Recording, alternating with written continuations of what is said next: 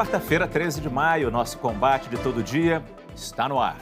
Enquanto o Brasil decide se academia e salão de beleza são essenciais, o novo coronavírus já atinge mais da metade dos municípios do país. E tivemos ontem o maior registro de mortes em 24 horas desde o começo da pandemia por aqui. Apesar dessa triste marca, está previsto para hoje que o Ministério da Saúde explique o funcionamento de uma ferramenta que promete definir os níveis de distanciamento que cada região do país poderá ter. Enquanto isso, continuamos com hospitais cheios, com falta de respiradores, gente sem atendimento em tantas regiões metropolitanas.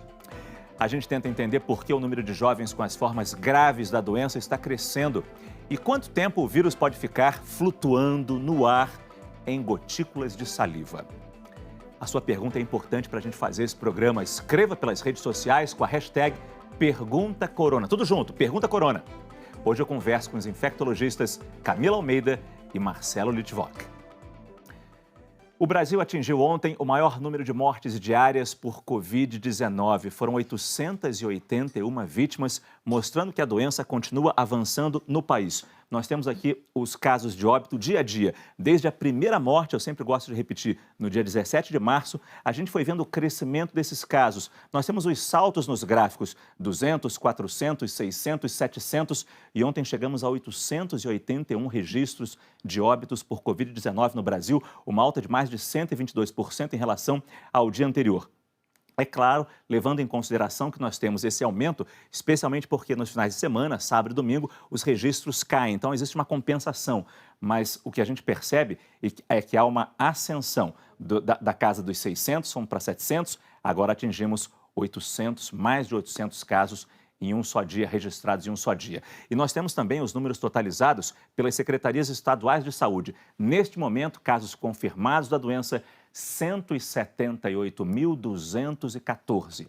Óbitos até agora registrados, 12.461. E casos recuperados, este número do Ministério da Saúde, nós temos 72.597. É sobre isso que eu começo a nossa conversa com a doutora Camila, doutor Marcelo. Muito obrigado pela presença de vocês aqui. Bom dia. Bom dia. Doutor Marcelo, pelo número que a gente tem ali, mais de 800 mortes, já atingimos um pico da doença? Não atingimos o pico da doença ainda. Veja que esse registro de óbitos, ele reflete realidade de pelo menos 2, 3 semanas atrás, e esse registro nem sempre ele é atualizado dia a dia. Em finais de semana ele diminui um pouquinho, outros dias ele aumenta, mas a gente sabe que tem aumentado gradativamente, né? A subnotificação tanto dos diagnósticos e dos óbitos. Lembrar que os óbitos por síndrome respiratória aguda grave têm crescido no Brasil de uma forma exponencial. Então, grande parte desses óbitos são decorrentes do Covid. Então, ainda estamos longe do pico. E lembrar que o isolamento em grandes cidades, até como São Paulo, foi diminuído, foi relaxado há algumas semanas. Isso deve aumentar ainda o número de casos e também de óbitos. Pois é, essa questão do isolamento é importante, né? Nesse momento, o Ministério da Saúde fala muito da ferramenta que ele vai divulgar hoje, o ministro vai divulgar hoje, para ajudar as diferentes regiões do país a verificarem se podem ou não se isolar. É verdade, a gente sabe que tem lugares que 49% dos municípios brasileiros não tem um caso confirmado de Covid-19. Um caso confirmado, pelo menos não se sabe disso, mas é o número oficial, vamos respeitar esse número. Só que a gente tem que lembrar que Rio, São Paulo, Fortaleza, Recife, São Luís, Manaus, Belém estão numa situação limite ou já passaram do limite. Hospitais cheios, gente na porta sem atendimento e muita gente morrendo. Quer dizer, discutir isolamento nesse momento, falar em isolamento nesse momento, parece até uma ofensa ou crime para essas cidades. Sem dúvida. Eu acho que o mais importante é que a gente sempre orienta é que as pessoas elas devem seguir as orientações do local e da cidade, principalmente, de onde elas moram. Né? Como você falou, é importante a gente ver que o Brasil, como é um país grande, a gente tem muita diferença. Então, a gente tem cidades que a gente tem muitos casos e tem cidade onde a gente não tem.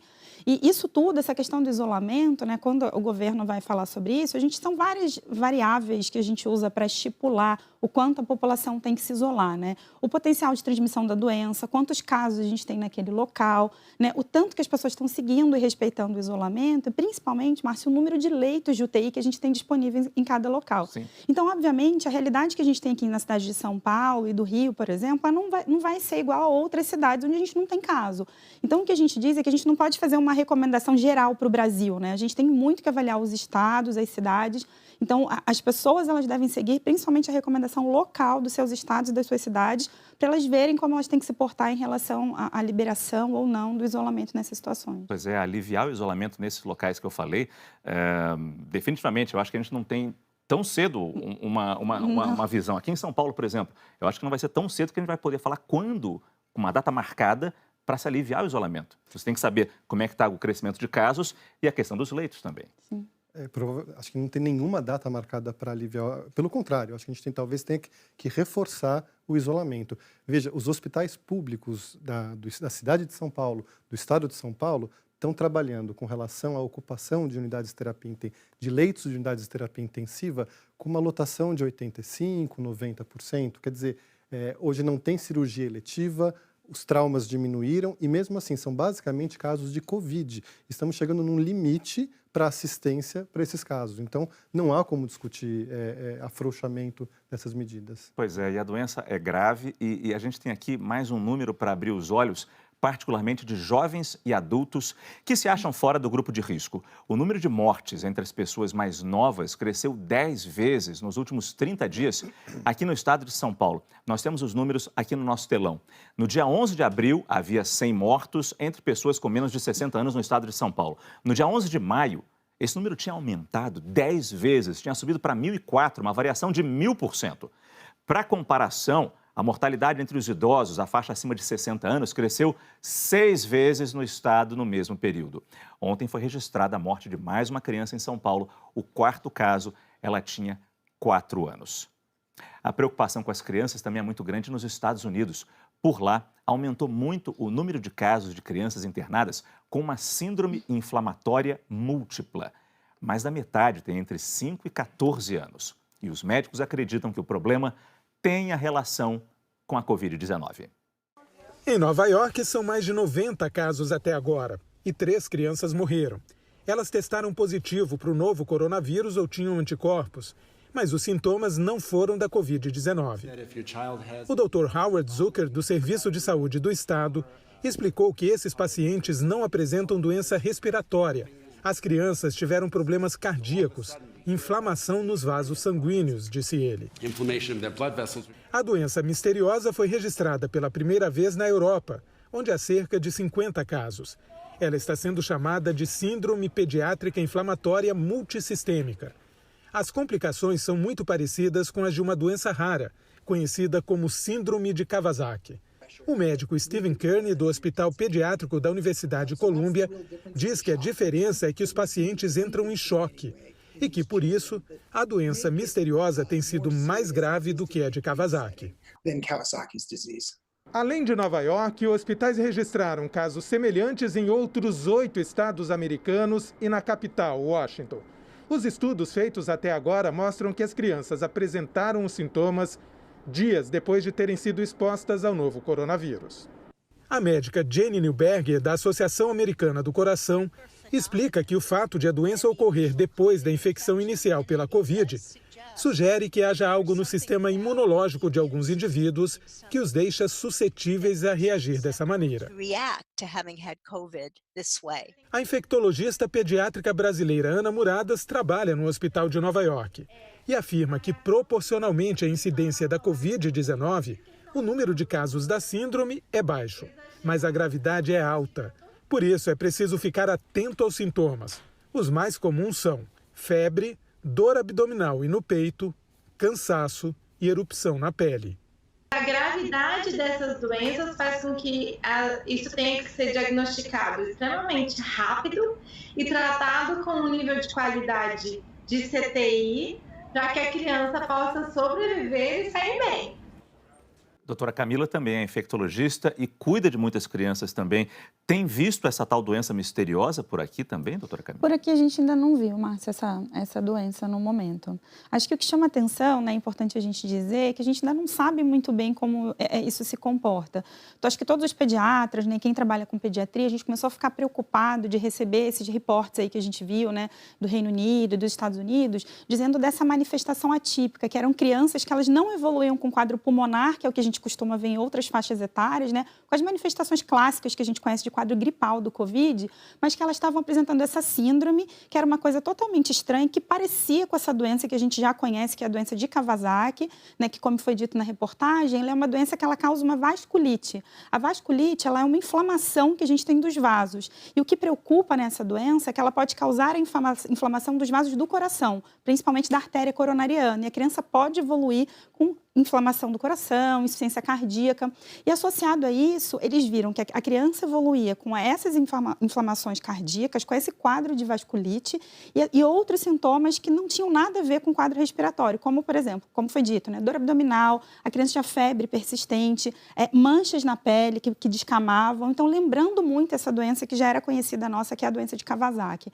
Então, saíram esses alertas para que, caso hoje, durante a epidemia, um pediatra receba uma criança com essa síndrome, né, que lembra a doença de Kawasaki, ela deve sim lembrar que o Covid pode estar envolvido. O quanto ele está envolvido direto em causar a doença, isso a gente ainda não sabe, né? Como foi dito, parece que é mais uma reação, né, que o organismo tem de uma resposta que é imunomoduladora, que acontece depois da infecção do Covid. Então, a gente ainda não sabe muito bem o mecanismo dessa doença, né, mas como foi dito, a gente viu que algumas crianças têm evoluído dessa forma e com desfecho mais desfavorável. Mas para aliviar a preocupação das pessoas em casa, é um número mínimo de crianças. É um número muito pequeno, acho que é importante a gente falar, né, que a maioria das crianças, elas evoluem bem, né? É o que a gente vem acompanhando até hoje, elas têm uma boa evolução, né? A maioria das crianças, quadro muito leves, crianças que muitas vezes nem têm sintoma, então isso não é uma regra, não é que, né, todo mundo vai se apresentar dessa forma. É mais assim, nas formas graves que a gente tem apresentado, mas uns alertas, principalmente aos médicos, que caso recebam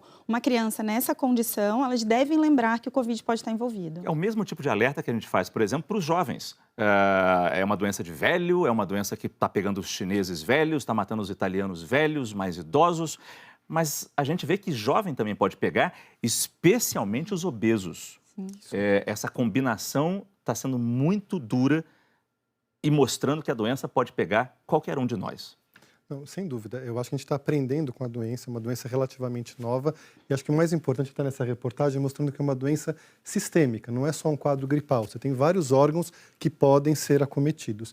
Eu acho que a gente tem que fazer um meia-culpa com relação a focar em grupos de risco, que é uma estratégia errada. É claro que o idoso tem um risco maior, alguns pacientes têm, mas é uma doença que pode acometer qualquer pessoa, claro que com riscos diferentes, mas vejam que em São Paulo você tem um número de óbitos abaixo de 60 anos de idade que não é tão desprezível, né? E dentre os fatores de risco a gente tem visto diabetes descompensado, uma hipertensão descompensada, doença cardíaca descompensada e um fator de risco que está relacionado aos outros, mas também independentemente pode ter um prognóstico pior, é justamente a obesidade. A gente tem visto pessoas obesas, né, terem mais tempo de internação, eventualmente precisarem de suporte de UTI e terem um desfecho fatal muitas vezes. A gente está falando de obesidade ou também sobrepeso? Sobrepeso, e claro que a obesidade mórbida, que tem grau 1, grau 2, grau 3, você vai piorando, mas mesmo o sobrepeso pode ser considerado um fator de risco também com relação ao Covid. Só para repetir, a questão da Covid nas crianças, quais são os sintomas que os pais têm que prestar atenção? É porque no começo se falava muito de coriza. Toda criança tem coriza, né? Nariz escorrendo. O que a gente tem visto hoje, né, quando a gente vai ver os trabalhos, né, publicados, e o que a gente vê no atendimento das crianças é que os sintomas mais comuns quando a criança tem sintoma é a febre e a tosse. Normalmente o quadro se resolve rapidamente, a criança fica com um bom estado geral e fica bem, né? A gente pode ter crianças com quadro gripal, né, coriza, mal-estar, né, que é o que a gente vê num quadro, né, que a gente refere mais nos adultos, dor de garganta. Coisas importantes da gente falar que chamam a atenção na criança que a gente tem visto mais e às vezes só quadro gastrointestinal, também sem a criança ter aquele quadro clássico de gripe. Às vezes a criança tem só diarreia, né, dor abdominal, vômito, e isso pode ser Covid. Então, na criança, dependendo da faixa etária, a gente vê sintomas um pouquinho diferentes dos clássicos que a gente encontra em adulto. Entendi. O que os pais têm que ficar atentos, acho que depende muito da faixa etária também da criança, né? Quando a gente fala de pediatria, a gente tem desde bebês envolvidos até adolescentes.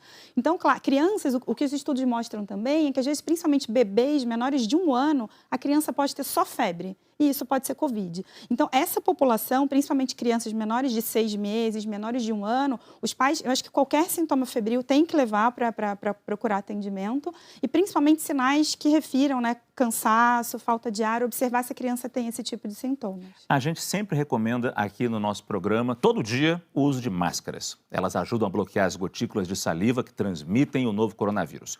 Pesquisadores da Universidade Federal Fluminense, em Niterói, no Rio de Janeiro, calcularam o tempo que essa gotícula permanece no ar. E o resultado é surpreendente. Quem vai explicar tudo para a gente é o Daniel Stariolo. Ele é professor do Instituto de Física da UF. Professor, bom dia, muito obrigado pela sua participação aqui. Eu imagino que a permanência dessas gotículas no ar deve variar de acordo com o ambiente, com ventilação, sem ventilação, mas o que vocês descobriram? Por quanto tempo essas gotículas podem ficar suspensas? Bom dia. Pois é, de fato, o que nós calculamos foi levando em conta ambientes fechados, ou seja, onde não tem boa ventilação.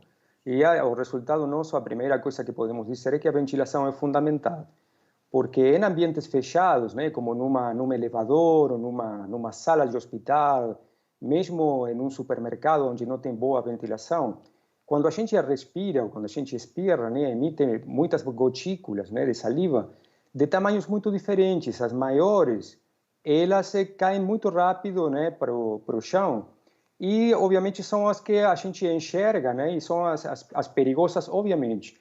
Mas depois tem muitas gotículas, a maioria, elas são invisíveis, elas são de tamanhos microscópicos e elas são tão leves que podem ficar suspensas no ar, elas se misturam, né, no ar e formam um aerossol, né, como os aerossóis dos desodorantes que a gente conhece, e elas ficam suspensas por horas, né. Nosso estudo determinou que, né, utilizando modelos físicos muito bem estabelecidos há mais de 100 anos, né, que elas podem ficar até por um dia, por mais de 15 horas, dependendo do tamanho delas, né, dependendo do tamanho das gotículas. Tem uma variedade de tamanhos e de tempos, mas o resultado importante é que elas podem ficar por horas em um ambiente fechado, né. Então, isso indica que a ventilação é fundamental e também indica que é fundamental o uso de máscara, tanto por pessoas infectadas, para evitar espalhar, né, e que fiquem muito tempo essas gotículas no ar suspensas, quanto por pessoas não infectadas, para evitar respirar e levar para os pulmões essas gotículas que podem conter o vírus. Quer dizer, nesse momento, então, que a gente está chegando no inverno, quando você entra num ônibus, está sempre com o vidro fechado, janela fechada, o ideal é que, se possível, é que muitos ônibus agora têm ar-condicionado, não abre mais a janela, né? É um risco para quem está ali dentro, especialmente se o ônibus estiver cheio. Com certeza. Com certeza, esse é um risco muito grande. Então, por isso, a ventilação agora é fundamental. E mesmo em ambientes com ar-condicionado, né, se o ar recircula, se o aparelho recircula o mesmo ar, o perigo continua, né? Ainda, né, essa pesquisa ainda tem que ser aprimorada, obviamente, como toda pesquisa científica, né, no sentido de que a gente não sabe, os médicos, né, não se sabe ainda, o grau de infectividade dessas gotículas, né? Qual é a concentração de vírus para que elas sejam realmente muito perigosas, né? Se sabe que o principal vetor de transmissão é por contato físico, né? A questão de não levar as mãos na boca, nos olhos, né? Esse é o principal vetor. Através do ar, a gente começou a pesquisar esse outro possível vetor de transmissão. Não sabemos o grau de concentração para que ele se torne realmente, potencialmente perigoso, mas certamente existe, né? Se você fica num ambiente respirando por uns 10 minutos um ar contaminado, certamente você está correndo risco, né? Então, a recomendação é ventilação fundamental. Professor Daniel Stariolo, do Instituto de Física da UF, lá de Niterói, do Rio de Janeiro, nossa querida UF, muito obrigado pela sua entrevista. 15 horas em suspensão é muita coisa e a gente agradece muito a sua participação aqui. Só tem uma pergunta rápida para fazer para vocês. Ele disse que não tem dúvida, se tem uma certa dúvida se pode ser contaminante ou não essa partícula que está 15 horas circulando no ar de uma gotícula mínima. O que vocês acham? Eu acho que a gente precisa de... Assim, acho que o estudo é interessante, mais uma contribuição da ciência brasileira com relação a isso. O papel dessa gotícula que fica aerossolizada tem sido cada vez mais valorizado. A gente achava que a gotícula tinha uma trajetória que ia para o chão e você não conseguia ter transmissão. mas talvez esse tempo de permanência pode resultar também em infecção para outras pessoas. Isso precisa ser provado de forma mais clara, mas a gente está vendo que tem várias formas de contágio e todas elas são importantes. Fica aqui o alerta. O bom é que tem jeito de se proteger, usar máscara, usar direito, mas também é importante jogar as descartáveis no lixo de maneira responsável. As máscaras agora são parte indispensável do vestuário das pessoas. Tem gente usando as descartáveis, outros as de pano, que são reutilizáveis. Mas não adianta usar máscara e colocar a mão na frente. Guardar no bolso para usar depois. Sair segurando ela na mão ou deixar pendurada no retrovisor. Além do uso incorreto, muitas pessoas ainda não aprenderam como descartar as máscaras. Há quem coloque na lixeira diretamente sem nenhuma precaução. Outras pessoas jogam no chão sem nenhuma cerimônia. Uma máscara usada pode conter o novo coronavírus e ela pode contaminar o gari ou outra pessoa que for manipular o lixo. Essa virologista explica a forma correta de fazer o descarte. A primeira coisa que a gente faz é pegar o álcool gel, fazer a higienização das mãos. Então a gente vem com os 2 dedos, a gente retira a máscara pela lateral, a gente dobra a máscara e acondicionamos a máscara num saquinho de plástico. Fechamos esse primeiro saquinho, certo? E depois acondicionamos no segundo saquinho e a gente então identifica no saquinho que é máscara usada. Agora nós precisamos colocar uma máscara nova. Então a gente vem com o álcool gel de novo, faz a higienização das nossas mãos e aí sim a gente está pronto para colocar uma nova máscara. Sempre pegando nas alças, pelas laterais. Como a mão está higienizada, a gente pode ajustar. Então a gente não vai descartar no lixo reciclado. O importante é que essa máscara não entre em contato com nenhum outro ser humano, a gente vai descartar no lixo comum. Quem usa máscaras de pano também deve guardar no saco plástico. E assim que chegar em casa, lavar todas elas. 15 a 30 minutos, ou em água e sabão, ou em água com água sanitária, já é o suficiente para fazer o processo de desinfecção dessas máscaras. Para quem escolheu usar as máscaras de pano, pelo que a gente vê na rua, parece que a maioria das pessoas, tem uma informação importante aqui. Uma pesquisa da Associação de Substâncias Químicas Americana comprovou que pode valer a pena usar máscaras feitas de mais de um tipo de tecido, um sobre o outro. Os pesquisadores descobriram que o algodão usado na maior parte das máscaras caseiras pode funcionar relativamente bem como barreira mecânica para gotículas.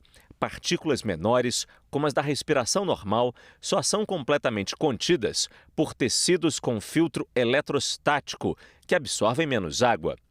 Tecidos como o sintético chiffon, feito de poliéster e elastano, a flanela, feita de poliéster e algodão, e a seda pura, que, segundo os cientistas, em 4 camadas, representa uma barreira muito eficiente. O resultado mais aproximado da capacidade de proteção da máscara N95, usada pelos profissionais de saúde, que aparece aqui no gráfico em vermelho, seria uma combinação de tecidos. Uma camada de algodão e 2 camadas de seda na linha verde. Uma camada de algodão e 2 camadas de chiffon na linha azul. Uma camada de algodão e uma camada de flanela em rosa. Mas os cientistas advertem, esse percentual de proteção só é garantido para máscaras sem folgas laterais, que cubram todo o queixo. Máscaras que estejam perfeitamente ajustadas ao rosto e que não permitam vazamentos. É muita técnica, é muito conhecimento técnico para usar a máscara correta. Vocês, por acaso, têm algum tecido favorito, um tecido que vocês mais recomendem para se fazer a máscara? O que a gente tem recomendado, que sai até nas recomendações da Anvisa e tudo, é o algodão, né? Talvez ali a gente não tenha tanta segurança. A gente tinha visto já estudos falando sobre isso, essa capacidade eletrostática dos tecidos, né? Tem alguns tecidos como sarja também, que a gente viu em alguns trabalhos de algumas pessoas mostrando que a capacidade de filtro também é boa. Olha. Mas eu acho que mais importante é o que foi dito no no final, né? Que é a questão assim, não adianta a gente ter um tecido, um filtro eficaz se as pessoas usam de maneira inadequada, né? A gente passa nas ruas, vê as pessoas com o nariz de fora, só com a boca coberta, pendurada, né? O saber usar. Exatamente. Eu acho que o saber usar, eu acho que é o mais importante, né? Lembrando que o objetivo, acho que é na rua, né? Eu acho que, assim, claro que ele mostrou que a gente tem a capacidade, a gente tem essa possibilidade de transmissão através de aerossol, mas aonde a gente ainda vê isso como um risco são dentro dos serviços de saúde, né? Que é onde a gente usa a N95, que é o mais importante. Então, acho que, assim, no contato, na rua, né? A transmissão mais importante ainda é a gotícula, né? Do contato com o doente. Então, eu acho que desde que seja uma dupla camada de tecido, mesmo que seja de algodão, eu acho que ainda é eficiente. E aquela preocupação também, né, doutor? Não deixar a máscara ficar úmida. Isso a gente não falou ali, mas eu acho que é importante. Ficou úmida, tem que trocar. Tem que trocar. A máscara caseira pode ser utilizada, ela tem uma eficácia menor do que as que a gente utiliza no hospital, mas é uma ferramenta interessante junto com lavagem de mãos, distanciamento social, a gente sempre repete isso. Agora, é importante lavar, o ideal é que as pessoas tenham mais do que uma máscara e troquem eventualmente quando ela ficar utilizada, quando ela ficar molhada, né? E lavem ela de forma periódica também. Outro dia eu estava na redação e espirrei na máscara. Quer dizer, não teria o que fazer. Eu estava na redação, tinha mais gente ao redor, então você espirra e faz assim. Sim. Mas eu percebi que a máscara ficou úmida. Ela fica. Eu troquei na hora. Qual é o problema da máscara úmida? O problema da máscara úmida é que ela perde a capacidade de filtro. O tecido umedecido, ele não tem tanta capacidade mais de filtragem, né? Então, por isso que a gente recomenda que sempre que ela estiver úmida, e acontece, mesmo que você não espirre, quando a gente fica muito tempo com a máscara, se a gente fala por muito tempo, que a gente vê normalmente 2, 3 horas, a gente emite gotícula na fala, né? E isso pode molhar o tecido da máscara. Mas por quê? A fibra, quando molha, ela fica mais grossa e aí ela cria perde espaços? A capacidade de filtro, ela perde... Exatamente, ela cria espaços e ela não é nem uma barreira tão boa para quem está, né, recebendo aquela gotícula quanto como proteção. Então eu fiz certo. Fez certo. Em São Paulo, vários monumentos estão de máscara para lembrar a população da importância dessa proteção. A gente está vendo imagens da estátua do Borba Gato, fica na zona sul da cidade. Outras estátuas também ganharam esse acessório fundamental. Na região do Ibirapuera, o alerta está no Monumento às Bandeiras, que também é conhecido como Deixa que eu empurro. Nem todo mundo está de máscara ali no monumento, mas os bandeirantes estão protegidos e dando o exemplo para todos nós. Vamos ali para o nosso telão responder as primeiras perguntas que chegaram pelo nosso Pergunta Corona. Nossa, a pergunta do José Rubens me chamou a atenção. Peguei dengue 3 vezes. Eu estou mais exposto a contrair a Covid-19? A gente ainda não sabe ainda essa relação entre dengue e Covid, mas a princípio eu diria que não. Acho que não tem nenhuma correlação ter tido dengue. A pergunta da Ana Luísa. Tive câncer de mama e faço uso de medicamento. Pertenço ao grupo de risco? Olha, é interessante saber em que estágio do câncer de mama, que medicação que é essa, que eventualmente você está usando só de manutenção ou você está numa fase ativa de tratamento quimioterápico. De forma geral, as pessoas que têm câncer em tratamento, elas pertencem a grupo de risco, sim. Estão mais sensibilizadas, né? Agora a pergunta da Tatiane. Tem um bebê de 3 meses que foi diagnosticado com problema na laringe, ou seja, grupo de risco. Devo pedir prorrogação da licença maternidade?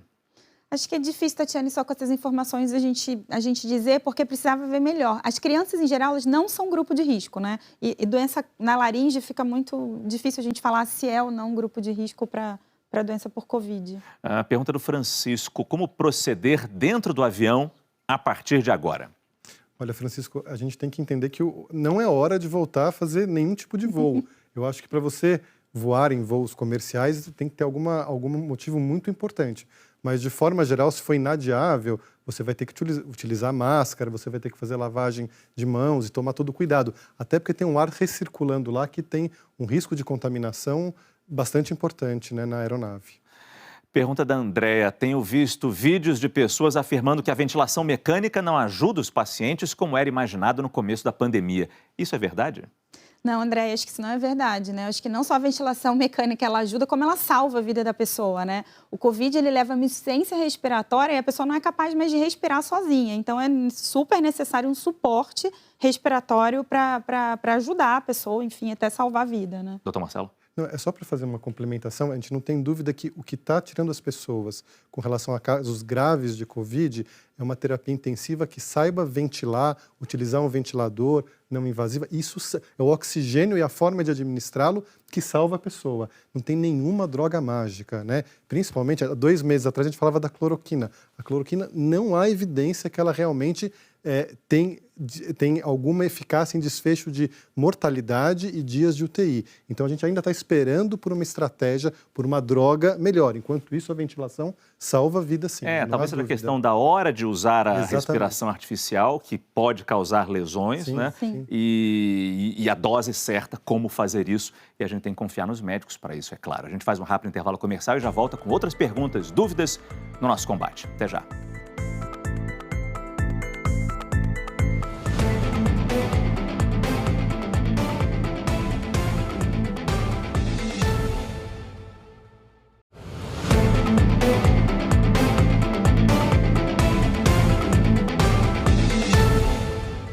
Dez horas e 23 minutos, estamos de volta com o nosso combate ao coronavírus. Por causa da pandemia, pacientes que têm doenças crônicas estão interrompendo o tratamento por medo de se contaminar ao procurar os serviços de saúde.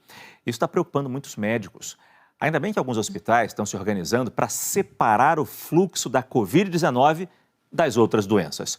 É o caso do Hospital do Servidor Público do Estado de São Paulo, que atende mais de 50 especialidades. Os pacientes com doenças crônicas, eles são recebidos na porta do ambulatório. Equipes de enfermagem fazem uma triagem ali. Perguntam se o paciente e o acompanhante têm algum sintoma de gripe, medem a temperatura. Com os devidos cuidados, os pacientes com doenças como diabetes, hipertensão, renais crônicos, câncer e AIDS estão conseguindo manter os tratamentos. As gestantes também estão fazendo o acompanhamento pré-natal. A manutenção do tratamento é fundamental para que essas doenças crônicas não se agravem. E a Sociedade Brasileira de Patologia faz um alerta. A pandemia pode acabar provocando um outro problema, uma espécie de epidemia de casos avançados de câncer. A previsão da entidade é que 90 mil brasileiros deixaram de receber o diagnóstico de câncer entre os dias 11 de março e 11 de maio deste ano. A Sociedade Brasileira de Cirurgia Oncológica estima que, nesse período, mais de 40 mil cirurgias de câncer deixaram de ser realizadas, e isso só no SUS, o Sistema Único de Saúde. A ONG Instituto Oncoguia, que dá apoio a pacientes com câncer, tem um canal de atendimento para tirar dúvidas e dar orientações. O telefone está na sua tela, 0800 773 1666. É natural. É natural o medo dessas pessoas, o medo desses pacientes. Nem todo hospital tem esse controle. Uma vez nós recebemos aqui a denúncia de um médico no Hospital do Rio de Janeiro falando que os pacientes com Covid estavam no mesmo ambiente com pacientes sem Covid. Então, não é de todo condenável essa preocupação das pessoas. Sim, acho que existe a preocupação, né? As pessoas têm muito medo ainda de ir às unidades hospitalares. Acho que hoje a maioria dos hospitais já tem se organizado melhor para fazer esse fluxo diferenciado para paciente com Covid ou não Covid. E acho super importante a gente abordar esse tema aqui, porque é o que a gente tem visto, né? Os pacientes com doença crônica, né? Tem até um estudo que saiu americano que eles mostraram que 10%, né? Eles tiveram um aumento de 10% de pessoas que morreram em casa por infarto agudo de miocárdio por medo de procurar um serviço de saúde. Então, acho que é muito importante a gente dizer que as pessoas não podem, não devem abandonar seu tratamento, né? Principalmente pacientes oncológicos que tomam medicação crônica, que hoje os hospitais eles têm, assim, acho que mais estrutura para atender de forma mais segura os pacientes com Covid e os pacientes sem Covid. Pois é, fora a gravidade do caso, que pode aumentar. Agora, tem a questão também que tem muito plano de saúde e tem muita unidade básica de saúde, posto, hospital público, não é negando atendimento, mas se reservando para a Covid. Quer dizer, não é apenas uma culpa ou um medo compreensível dos pacientes. O próprio sistema está falando, não, agora é só Covid. O que também é terrível imaginar isso. Não, para um país como o Brasil, que já tem deficiências com relação ao setor de saúde, isso é especialmente cruel. né? Então, acho que a gente tem que tentar priorizar o atendimento ao Covid. Eu não tenho a menor dúvida com relação a isso. O que pode ser adiável, o que eventualmente pode ser um check-up, você deve fazer isso daqui a alguns meses. Agora, doenças crônicas, elas precisam ser acompanhadas. Tratamentos oncológicos, uso de imunobiológicos, eles têm que ser continuados. O mais importante é que você consiga um contato com o seu médico. Mesmo no SUS, o próprio médico pode utilizar a telemedicina, ligar para o paciente. Tem vários serviços que o ambulatório liga para a pessoa, pergunta como ela está, reforça o uso da medicação, checa exames à distância, na verdade. Isso é bastante importante para manter o tratamento. E muitas vezes o próprio médico sabe quando ele deve retornar e continuar com o tratamento. Adiar a quimioterapia, tudo isso não deve ser feito e o médico tem que falar com o paciente e manter isso. Agora, já tem muito caso de gente sendo contaminada? Vocês têm experiência, notícia disso, de gente sendo contaminada depois de uma cirurgia, ao visitar um hospital? Esse é um grande problema, né? Mesmo tentando separar os hospitais como áreas chamadas limpas e áreas contaminadas ou áreas mornas, que eventualmente você tenta concentrar pacientes com Covid, sem Covid, os profissionais de saúde, muitas vezes, eles também é uma classe que é absolutamente exposta e contaminada. E lembra que a pessoa assintomática pode transferir. Nós temos casos em alguns hospitais de pessoas que fazem cirurgia, fazem transplante, né, e se contaminam com coronavírus. Nossa. É muito complicado. Tem pessoas que receberam transplante, receberam um órgão de um irmão, um rim, por exemplo, e tiveram uma infecção grave por Covid, com piora da função renal e talvez a perda do enxerto, o que pode ser bastante trágico. Então, esses tipos de cirurgia têm que ser muito bem avaliados caso a caso qual é o melhor momento para fazer. Agora, tem algum cuidado básico, rapidamente falando, algum cuidado básico que a pessoa que tem que visitar alguém, servir de acompanhante para alguém no hospital, o que a pessoa pode fazer para se proteger? Acho que a primeira coisa, antes de se proteger, o que a gente pede muito, é o acompanhante não ir doente ao hospital, porque a gente via isso muitas vezes. Tipo, eu trabalho em maternidade e, às vezes, o acompanhante que vinha com a gestante, ele vinha doente, né? Então, assim, o primeiro apelo que a gente faz para a população é que a acompanhante doente não vá até o hospital, né? E como medida preventiva, basicamente são as mesmas coisas que a gente recomenda quando a pessoa está na rua. O uso de máscara universal hoje, a pessoa deve ir ao serviço de saúde de máscara, andar sempre com álcool, higiene de mãos, eu acho que isso é a recomendação geral. A gente tem uma pergunta aqui no nosso Pergunta Corona até, mostrando bem esse dilema da dúvida. Meu marido é diabético e fumante. Pergunta da Dona Maria Santana. Ele aguarda para fazer uma cirurgia de ponte de safena. É melhor adiar essa cirurgia? Eu sei que é uma pergunta difícil para vocês responderem. Vocês não sabem o caso dele, mas Sim. Ponte de safena talvez não dê para adiar. Ele tem um problema no coração grave, né? Que ele precisa... E parece que é uma indicação cirúrgica importante. Acho que só o médico dele vai poder responder isso. Mas, sem dúvida, existe uma urgência, existe uma fila. Esse é um caso que deve ser considerado... talvez prioritário, mas só o médico pode... Eventualmente, ele pode usar outras medicações a te segurar por um tempo, mas é algo grave que deve ser avaliado. E sendo uma urgência, tem que ser pensado muito bem, não pode adiar, o risco de adiar Sim, pode ser muito grande. Sem dúvida. Não foram poucas as mensagens que rodaram a internet com o tema mortes que não estariam ocorrendo, caixões vazios durante essa pandemia. O Fato ou Fake do G1 investigou uma dessas mensagens e traz pra gente o resultado. A Clara Velasco é que vai trazer essa resposta para a gente. Clara, bom dia para você. Bom dia, Márcio. Márcio, eu começo com a história que fala que tem estado que está inflando os dados de coronavírus. É uma foto que foi tirada no cemitério de Manaus. Aí dá para ver que tem um funcionário que está carregando um caixão só com 2 dedos, como se estivesse muito leve. Aí a legenda fala que isso prova como tem enterro sendo feito sem corpo na cidade durante a pandemia. Só que isso não é verdade, pessoal. Essa foto está cortada e não mostra que parte do caixão está apoiada em uma estrutura de metal. E é por isso que o funcionário não parece fazer esforço. Tem também outra história, Márcio, que é um vídeo que está circulando que mostra uma briga entre fiscais da Prefeitura de São Paulo e vendedores ambulantes no centro da cidade. E aí a legenda fala que isso foi uma operação da Prefeitura que foi feita no início desse mês, agora de maio, para ver se tem gente descumprindo as medidas de isolamento social. Mas a gente também não compartilha essa mensagem porque é fake. Esse vídeo é antigo. Ele é de setembro de 2019 e mostra uma operação de busca e apreensão de mercadorias ilegais na região central da cidade. Ou seja, nada a ver com a pandemia do coronavírus, nem com as medidas de isolamento social adotadas no estado. Márcio. Gostei do seu apelo. Gente, não compartilhe essa mensagem. Essa que é importante, essa que é a mensagem mais importante que a gente tem que passar nesse momento. Clara, obrigado. Bom dia para você. No noticiário internacional, o governo chinês afirma que a testagem ampla será o novo normal no país. Hoje, a cidade de Wuhan, que registrou os primeiros casos de Covid-19, começou a realizar testes do tipo PCR em todos os seus 11 milhões de habitantes. A China diz que hoje é capaz de produzir 5 milhões de testes por dia e que está expandindo ainda mais a capacidade de laboratórios. Com o temor de uma nova onda da epidemia, 2 cidades da província de Jilin, no nordeste do país, tomaram medidas restritivas depois de reportarem novos casos de Covid. No Reino Unido, uma grande pesquisa vai estudar os genes de milhares de infectados pelo novo coronavírus.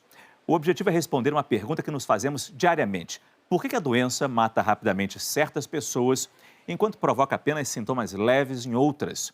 O estudo vai sequenciar o código genético de 20 mil britânicos que ficaram internados na UTI e comparar com o genoma de outras 15 mil pessoas que desenvolveram sintomas leves.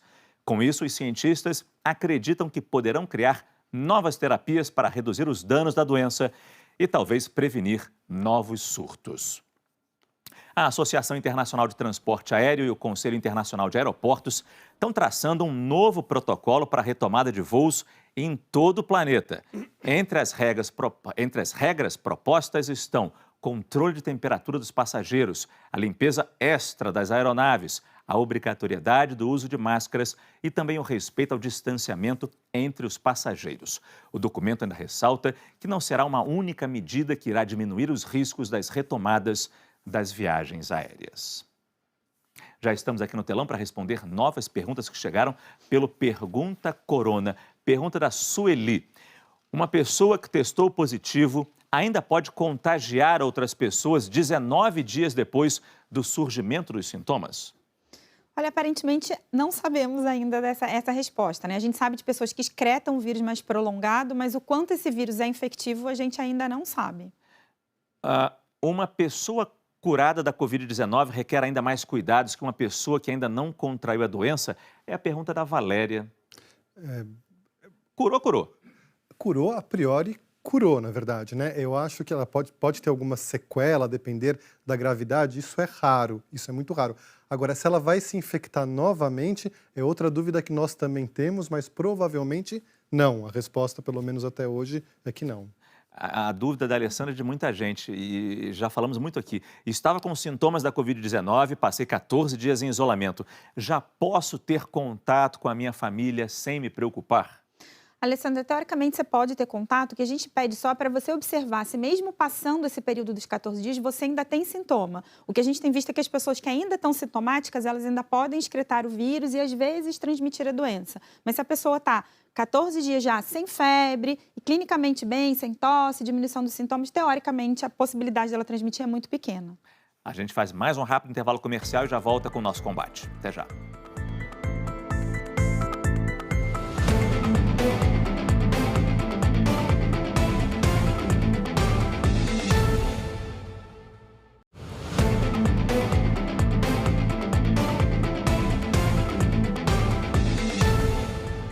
Às 10h39, a Agência Nacional de Vigilância Sanitária, Anvisa, informou que várias máscaras modelo N95, aquelas usadas por profissionais de saúde, várias dessas máscaras podem não ser eficientes. O repórter Fabiano Andrade, de Brasília, tem detalhes sobre esse anúncio que deixou os nossos médicos aqui preocupados. Bom dia, Fabiano.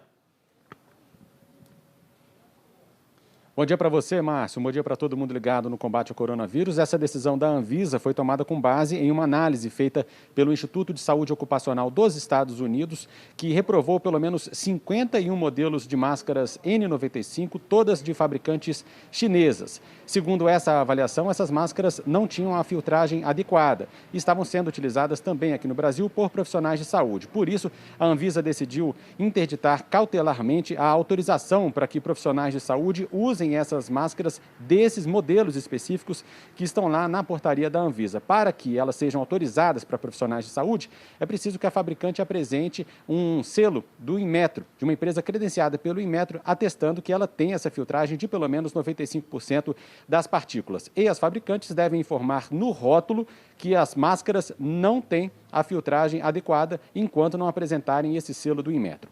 Mudando de assunto, o presidente Jair Bolsonaro, agora de manhã, falou na portaria do Palácio da Alvorada que vai conversar hoje com o ministro da Saúde, Nelson Teich, pedindo que o Ministério da Saúde indique a aplicação daquele medicamento que o presidente tem defendido em pacientes com sintomas iniciais da Covid-19. Teich postou essa semana numa rede social dizendo que o medicamento tem contraindicação importante, que para autorizar o uso o paciente precisa assinar um termo de compromisso, e o Jornal Nacional mostrou ontem um estudo feito em 25 hospitais de Nova York com mais de 1.000 pacientes que não só esse medicamento não apresentou nenhuma melhora neles, como aumentou o risco de ataque cardíaco para quem já tinha problema do coração. Márcio. Obrigado, Fabiana. A expectativa é ver o que diz o ministro Teich sobre mais essa afirmação do presidente Jair Bolsonaro. Vamos ver agora mais uma história com um final feliz nesses momentos difíceis. A dona Maria Augusta, de 65 anos, recebeu alta e aplausos depois de um mês internada por causa do novo coronavírus. Um dos profissionais que aparecem na imagem é filha da dona Maria Augusta, que trabalha como enfermeira no hospital em Belo Horizonte, onde a mãe ficou internada e vai estar aí saindo lindamente e vai ter uma bela vida daqui para frente, recuperada da Covid-19. Andando aqui para o nosso telão para as perguntas que chegaram. Pergunta da Paola: quem tem alto fator de coagulação está no grupo de risco? Não, acho que não é grupo de risco. Assim, as doenças crônicas, em maneira geral, mas fator de coagulação, não. Uma pessoa infectada, pergunta da Cláudia, a pessoa infectada, assintomática, que limpa a casa, está espalhando o vírus por toda a residência?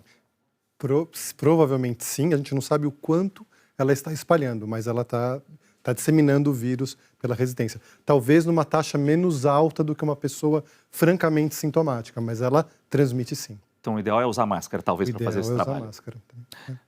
Quais os riscos e cuidados para pessoas que já tiveram embolia pulmonar? Pergunta da Edna. Acho que os riscos são os mesmos da população geral, não vejo nada em específico.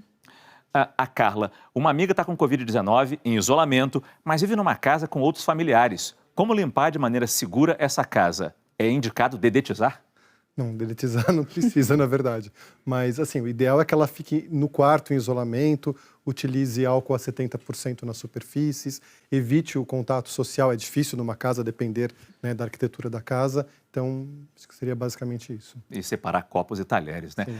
Nosso programa fica por aqui. Agradeço muito a presença dos nossos médicos mais uma vez aqui no nosso programa. Muito obrigado. Você sabe, se quiser rever o nosso combate, vai lá no Globoplay. Agora você assiste ao Encontro com Fátima Bernardes. Voltamos amanhã às 9h50. Até lá.